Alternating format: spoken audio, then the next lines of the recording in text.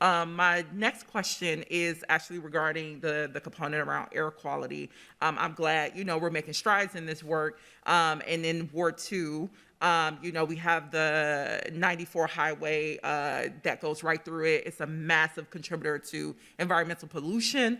I also sit on the Rethinking 94 committee, and in that space, it's become very clear for my constituents and on that committee that there's a huge discussion around, highway removal as a way of addressing that concentrated pollution. Also, this council just this past December, added highway removal to our legislative priorities for our Minneapolis delegation and lobbyists to champion.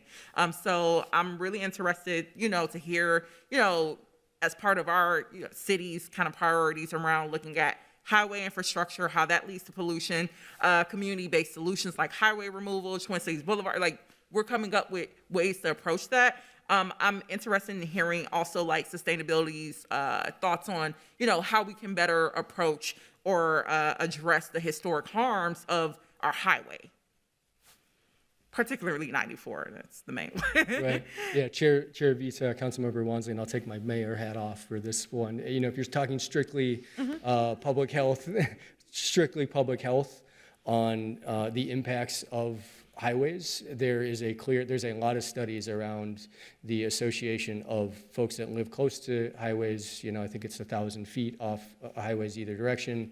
There are increasing in childhood asthma.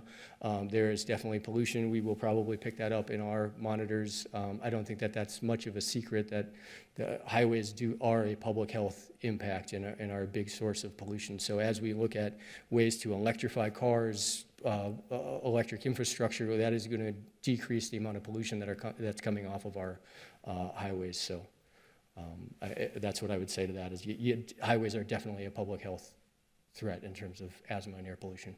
And in terms of initiatives, you're thinking EV is kind of one of the primary initiatives you see in combating that, like the electrifying of vehicles as a way to combat that. Is there other things that you all are looking at too as a way to approach that?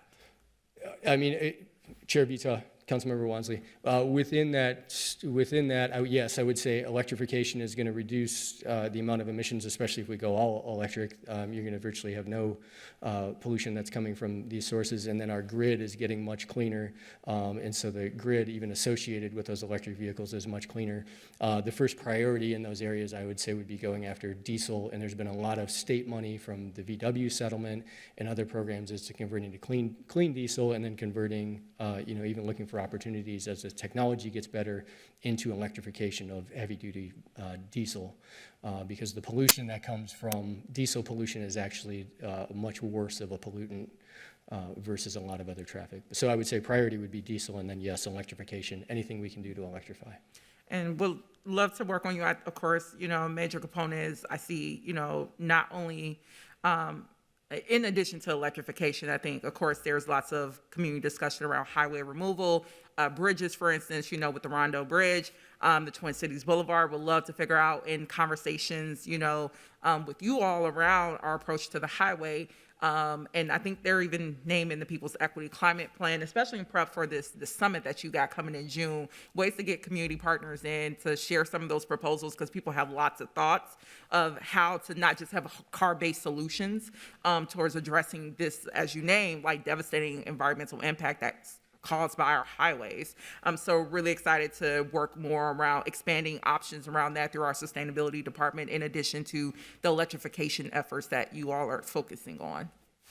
And that is all for my questions. Thank you, Councilmember Wonsley.